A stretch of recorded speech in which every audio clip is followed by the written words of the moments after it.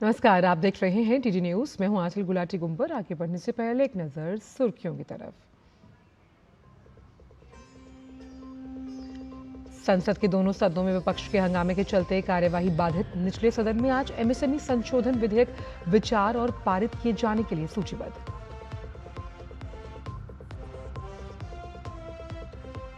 झारखंड में छात्रों का आंदोलन 14वें दिन भी जारी। अनिश्चितकालीन धरने और भूख हड़ताल पर डटे हैं छात्र।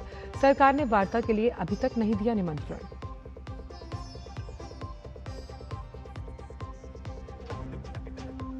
बैंकॉक के पास एक स्कूल में एक छात्र ने गोलीबारी की, 4 की मौत, कई घायल। बढ़ सकता है मृतकों का आंकड़ा। पुलिस मामले में की जांच में जुटी।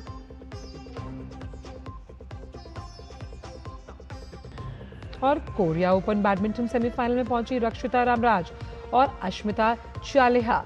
रक्षिता ने तन्वी शर्मा को दी शिकस्त, वहीं शीर्ष वरीयता प्राप्त हिना अकेची को हराकर अश्मिता ने अंतिम 4 में बनाया स्थान। और आइए जानते हैं सभी खबरों को विस्तार के साथ। लोकसभा में विपक्ष का हंगामा आज भी जारी रहा। हंगामे के चलते कार्यवाही बाधित रही और प्रश्नकाल एक बार फिर नहीं चल पाया। विपक्ष के इस रवैये पर लोकसभा अध्यक्ष ने नाराजगी जताई और कहा कि लोकतंत्र में संवाद सबसे अहम है और विपक्ष ऐसे होने नहीं दे रहा।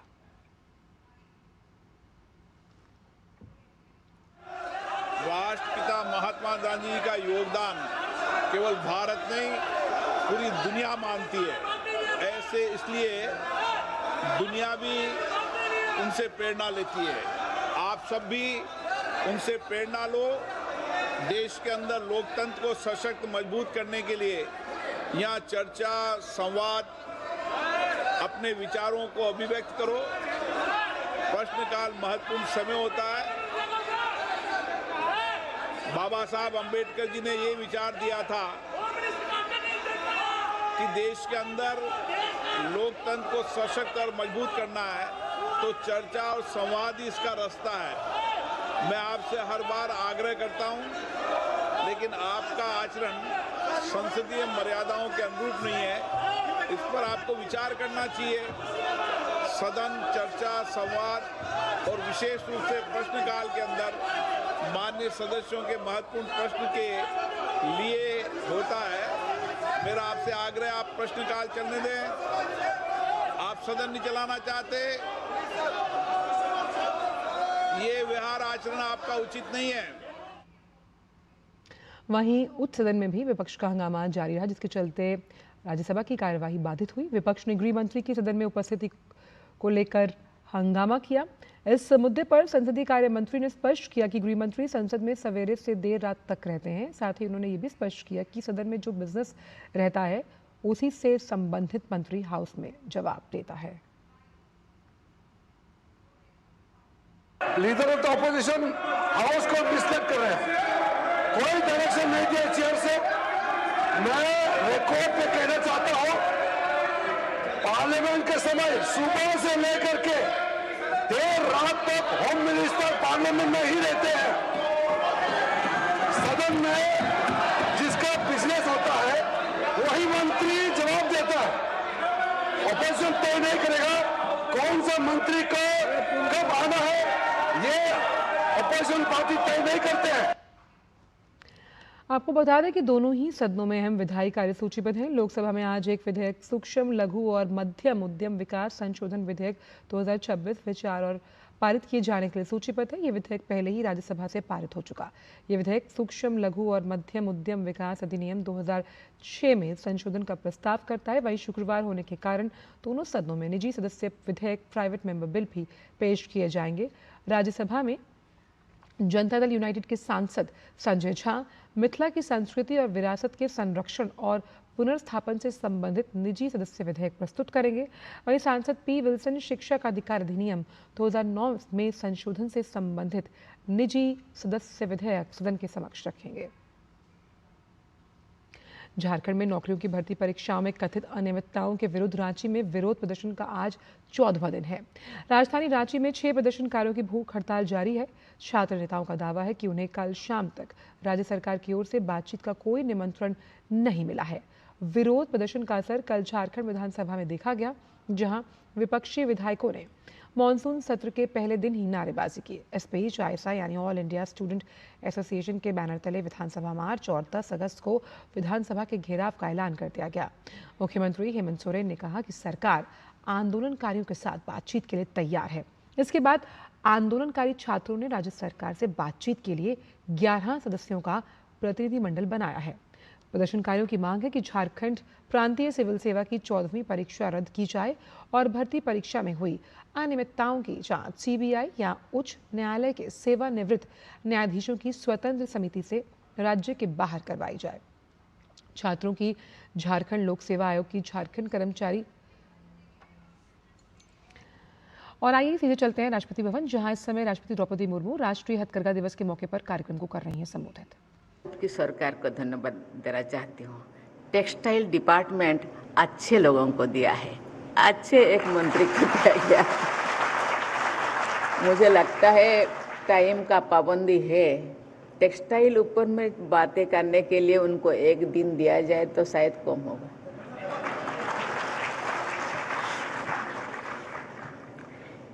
इस समारोह में उपस्थित भारत सरकार में minister of textiles Shri Giriraj Singh ji, minister of state for textiles Shri Pabitra Margherita ji, secretary textiles Shrimati Neelam Shami Rao ji, development commissioner doctor M Beena ji, गणमान्य अतिथियों, सभी अवार्डीज और सभी बुनाकार, डिजाइनर, देवियों और स्वजनों, सभी को नमस्कार। आज राष्ट्रीय हथकरघा दिवस के अवसर पर आप सबके बीच उपस्थित होकर मुझे अत्यंत आनंदित महसूस हो रही है। मैं देश के प्रतिभाशाली बुनाकारों, डिजाइनरों, उद्यमियों, विद्यार्थियों और भारत के हथकरघा क्षेत्र से जुड़े सभी लोगों को बहुत बहुत शुभकामनाएं देती हूँ। हजारों वर्ष से हथकरघा भारत के प्रकृति पोषक सभ्यता की विकास यात्रा का अभिन्न हिस्सा रहा है। इसमें हमारे राष्ट्र की असाधारण विविधता दिखाई देती है। जब हम यहाँ पे इधर आ रहे थे, एग्जीबिशन हम देखे,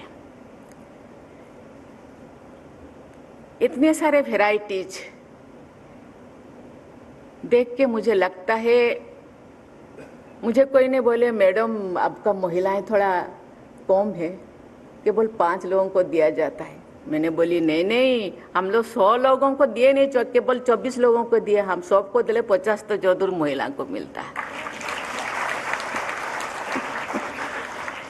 इसने हमारे क्षेत्रीय विशेषताओं के संरक्षित भी किया है। हथकरघा क्षेत्र से रोजगार, महिला सशक्तिकरण, कला संस्कृति और प्रकृति प्रेम को बढ़ावा मिलता है।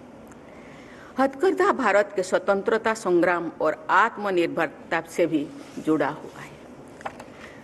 हमारे ग्रामीणों और जनजातीय समाज ने प्रकृति के साथ सामंजस्य से जीने की पारंपरिक ज्ञान प्रणालियों को सदियों तक संजोया है। हथकरघा उस परंपरा का एक सशक्त उदाहरण है। प्रकृति के अनुरूप जीने की पद्धति की उपयोगिता आज समूचे विश्व में स्वीकृति जा रही है। देवियों और स्वजनों, हथकरघा क्षेत्र में रोजगार की अपार संभावनाएं हैं। मुझे बताया गया है कि इस क्षेत्र में देश की 35 लाख से भी अधिक आबादी संलग्न है। विशेष बात यह है कि इसमें 25 लाख से अधिक महिलाएं हैं, 35 से 25 महिलाएं हैं। उनके सामाजिक और आर्थिक सशक्तिकरण में इसकी महत्वपूर्ण भूमिका है। इसमें लगभग 2/3 कारीगर अनुसूचित जाति, अनुसूचित जनजाति और अन्य पिछड़े वर्गों से संबंधित है। इस प्रकार ये क्षेत्र आजीविका सृजन के साथ साथ समावेशी विकास का भी एक सशक्त माध्यम बना है।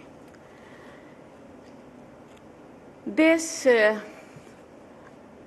इंडिपेंडेंट होने के कुछ साल बाद मैं धरती पे आई, स्कूल गई।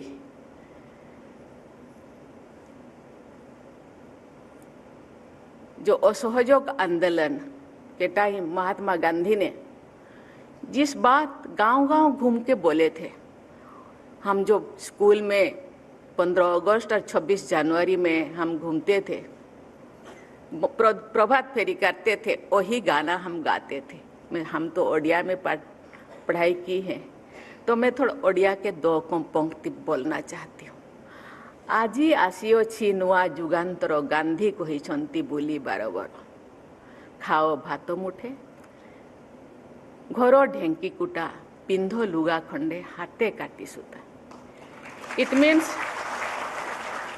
आज नया युग आ गया है, इसीलिए जितने जमीन है, जमीन में खेती करो, अनाज उगाओ और अपना खाओ, अपना करो अपना खाओ। और कपास इतने उत्पादन होता है, इसीलिए वहाँ से थ्रेड निकालो और बुनाई करो और खुद का पहनो। आज भी मैं जो 7 क्लास तो पढ़ती थी, पर कितने साल हो गया है, लेकिन वो 2 पंक्ति मेरे दिल में है, अभी भी मुझे याद है। इसीलिए आज जो देखती हूँ, केवल वो वाला मोटे वाला सूत नहीं, आज इतने फाइन फाइन कपड़ा बनाते हैं। कोई 1 लाख 2 लाख 5 लाख तो थे, तो यहीं पे तो शौक है। हम विदेशों में नजर क्यों डालें। देवियों और स्वजनों, संत कबीर हथकरघा पुरस्कार से आज सम्मानित हुए वरिष्ठ बुनाकार विशेष बधाई के पात्र हुए। इन सभी ने ही आपने दशकों के कामकाजी जीवन में केवल अपने कौशल को ही नहीं संवारा, बल्कि उन्होंने सैकड़ों बुनाकारों को प्रशिक्षित और प्रेरित भी किया है। बुनाकारों की नई पीढ़ी तैयार करने में इनकी महत्वपूर्ण भूमिका है। राष्ट्रीय हथकरघा पुरस्कार पाने वाले सभी प्रतिभाशाली और कर्मठ बुनाकारों को भी मैं हार्दिक बधाई देती हूँ। पूर्वोत्तर से लेकर पश्चिम तक और उत्तर से लेकर सुदूर दक्षिण तक देश के अनेक राज्यों की हथकरघा शैलियों के बेजोड़ उदाहरण का सर्जन उन कर्मठ बुनाकारों को किया है। इनके उस उत्साह और कौशल की मैं बहुत बहुत सराहना करती हूँ। हथकरघा का हमारी स्वतंत्रता संग्राम के गहरा जुड़ाव है। 7 अगस्त 1905 को स्वदेशी आंदोलन का औपचारिक शुभारंभ हुआ था। बंगाल विभाजन के विरोध में शुरू हुए इस आंदोलन का उद्देश्य स्वदेशी वस्तुओं, स्वदेशी उद्योगों और विशेष रूप से देश के हथकरघा बुनाकारों को प्रोत्साहित देना था। इसी ऐतिहासिक घटना के सम्मान में भारत सरकार 2015 से 7 अगस्त की राष्ट्रीय हथकरघा दिवस के रूप में मनाने आ रही है। अब ये एक औपचारिक वार्षिक आयोजन भरी नहीं रहा, ये उत्सव है। हमारे देश की सांस्कृतिक एकता की इंद्रधनुष विविधता है। ये अवसर है सरकार और बुनकर समाज के उन साझे प्रयासों का याद करने हैं जो भारत के हथकरघा सेक्टर को प्रीमियम क्वालिटी की छवि दे रहे हैं। मुझे ये जानकर प्रसन्नता हो रही है कि हथकरघा क्षेत्र में के बहुआयामी विकास के लिए सरकार ने विभिन्न हितधारकों के सक्रिय योगदान से अनेक योजनाओं और अभियान पिछले 1 दशक से चली आ रही है। इसके सुपरिचालना आप सामने आने लगा है। मुझे ये भी बताया गया है कि हाल ही में भारतीय हथकरघा उत्पादों के एक विशिष्ट कलेक्शन को विश्व सूत्रों weavers of India for the world के रूप में वैश्विक ऑडियंस के सामने एक नए ढंग से प्रस्तुत किया गया है। इससे भारतीय हैंडलूम को डिजाइन की एक नई विधा मिली है। देवियों और स्वजनों, हमारे हथकरघा सेक्टर में भारत की रूरल प्रीमियम इकोनॉमी का सबसे सुंदर और मानवीय उदाहरण बनने की संभावनाएं बलवती हुई है। महत्वपूर्ण हैंडलूम क्लस्टर्स को आधुनिक प्रौद्योगिकी और सामूहिक प्रशिक्षण विधियों से जोड़ा जा रहा है। बुनकरों की आय बढ़ाने के लिए अनेक पारदर्शी उपाय सरकार ने हाथ में लिए हैं। बुनाकारों को उनकी मेहनत का पूरा लाभ सीधे मिलने के रास्ते खुले हैं, जो माननीय मंत्री ने हम लोगों के सामने उल्लेख किया। भारतीय हथकरघा सेक्टर की अंतर्राष्ट्रीय छवि निखर रही है। उसे और तेजी देते हुए इसे वेरीफाइड कल्चरल इकोनॉमी बनाने के लिए सरकार प्रयास लगातार बढ़ा रहे हैं। गृहसज्जा और होम टेक्सटाइल क्षेत्रों में हैंडलूम को विशेष आर्थिक बढ़त मिलने की संभावनाएं बन रही है। वोकल फॉर लोकल अभियान के द्वारा भी भारतीय हथकरघा को स्थानीय सीमाओं से निकालकर वैश्विक मंच पर, जैसे कि ग्लोबलाइज करने के लिए सोचा जा रहा है। इससे हमारे बुनाकारों और शिल्पकारों को आर्थिक समृद्धि के नए अवसर भी मिल रही है और विश्व के समक्ष भारत की समृद्ध सांस्कृतिक विरासत और उत्कृष्ट शिल्प कौशल की प्रतिष्ठा भी बढ़ रहे हैं। टेक्निक और नवाचारी डिजाइन के साथ अनेक प्रतिभाशाली युवा उद्यमी इस क्षेत्र में आने लगे हैं। सरकार योजनाओं और संस्थानों से युवाओं की सजग हैंड होल्डिंग होनी चाहिए ताकि उनके उत्साह और कौशल से इस सेक्टर की बहुआयामी सफलता की लंबे उम्र सुनिश्चित हो सके। युवाओं एंटरप्रेन्योर्स, डिजाइनर्स और स्टार्टअप्स पारंपरिक शिल्पों को नए ट्रेंड्स, ब्रांड्स और ग्लोबल वैल्यू चेन से जोड़कर इस क्षेत्र में नए अवसरों का सृजन कर सकते हैं। भारतीय हथकरघा प्रौद्योगिकी संस्थान और व्यवहार सर्विस सेंटर्स के अंतर्गत कार्यरत डिजाइन रिसर्च सेंटर्स युवाओं को इस क्षेत्र से जोड़ने के लिए महत्वपूर्ण काम कर रहे हैं। मुझे बताया गया है कि युवाओं को आधुनिक तकनीकों के प्रशिक्षण करने के साथ साथ उनके नवाचार के लिए प्रोत्साहित किया जा रहा है। इस क्षेत्र के सतत विकास के लिए नई टेक्नोलॉजीज का उचित उपयोग आवश्यक है। आधुनिक डिजिटल सॉल्यूशंस के माध्यम से बाजार तक पहुंच को अधिक प्रभावी बनाया जा सकता है। साथ ही ई कॉमर्स प्लेटफॉर्म के माध्यम से भारतीय हथकरघा उत्पादों की पहुंच वैश्विक बाजारों तक और अधिक सशक्त बनाया जा सकती है। मुझे विश्वास है कि ये क्षेत्र देश के समावेशी विकास एवं आत्मनिर्भरता का सशक्त आधार बनेगा। मैं हथकरघा क्षेत्र से जुड़े सभी लोगों को बहुत बहुत शुभकामनाएं देती हूं और सभी पुरस्कार विजेताओं को एक बार फिर बहुत बहुत बधाई देती हूं। मैं आप सभी के उज्जवल भविष्य की कामना करती हूं। धन्यवाद। जय हिंद, जय भारत। तो वर्ष 2025 के लिए जो राष्ट्रीय हथकरघा दिवस है उसके लिए पुरस्कारों को प्रदान करेंगी राष्ट्रपति, और वो साफ तौर पर अपने संबोधन में कह रही थी कि किस तरह से जो बुनकरों के जीवन निर्वहन की आजीविका के साधन के रूप में हथकरघा क्षेत्र ने एक अतुलनीय भूमिका निभाई है और किस तरह से आने वाले सालों में भी ये उल्लेखनीय प्रगति करता हुआ नजर आएगा। वक्त छोटे से ब्रेक का, आप देखते रहिए ATT न्यूज़।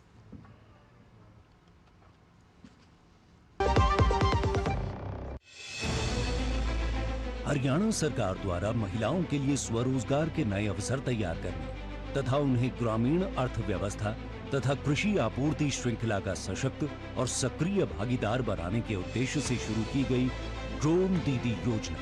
प्रत्येक महिला स्वयं सहायता समूह को एक ड्रोन उपलब्ध कराया जाएगा। इससे महिलाएं ड्रोन पायलट बन करके कृषि क्षेत्र में किसानों की सहायता कर सकेंगी और स्वयं रोजगार के नए अवसर वो कर सकेंगी। प्रधानमंत्री श्री नरेंद्र मोदी जी के प्रेरणादायी मार्गदर्शन और मुख्यमंत्री श्री नायब सिंह सैनी के गतिशील नेतृत्व में इस पहल के तहत स्वयं सहायता समूहों की महिलाओं को ड्रोन संचालन, तकनीकी जानकारी तथा drone remote pilot certificate RPC के लिए 1 सप्ताह का प्रशिक्षण प्रदान किया जाएगा। एक दिन में कम से कम 10-15 एकड़ में सफर हो जाता है और इससे मैं इनकम अच्छी कर लेती हूँ और अपने परिवार का अच्छे से गुजारा हो जाता है। इतना ही नहीं, महिला स्वयं सहायता समूहों को ड्रोन खरीदने के लिए ड्रोन एवं सहायक उपकरणों की लागत पर 80% तक या अधिकतम 8 लाख रुपए तक की सब्सिडी प्रदान की जाएगी।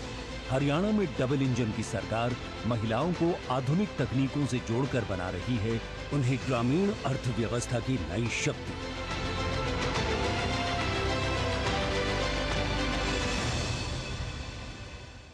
हर जीत की शुरुआत होती है छोटे छोटे कदमों से और हर छोटी तैयारी बदल सकती है पूरा नतीजा।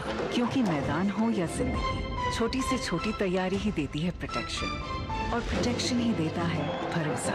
जैसे LIC की बीमा लक्ष्मी, एक खास प्लान सिर्फ महिलाओं के लिए, जहां छोटी बचत दे बड़ी सुरक्षा, ताकि जिंदगी के हर मैदान में आप रहे हर पल के लिए रेडी। LIC बीमा लक्ष्मी, रखे हर पल के लिए रेडी।